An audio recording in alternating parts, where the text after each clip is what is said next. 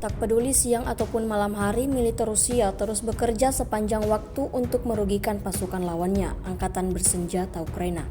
Terbaru di media sosial Telegram pada Selasa 14 Mei 2024, beredar sebuah video yang memperlihatkan detik-detik terjadinya kebakaran di tempat akomodasi sementara Angkatan Bersenjata Ukraina di salah satu arah distrik militer utara. Hal itu terjadi imbas dari serangan malam hari yang dilayangkan pasukan Moskow. Dalam video amatir tersebut dapat dilihat area yang baru saja mereka serang itu. Semuanya habis dilahap si jago merah. Di sisi lain tidak diketahui pasti seperti apa kondisi dari tentara musuh.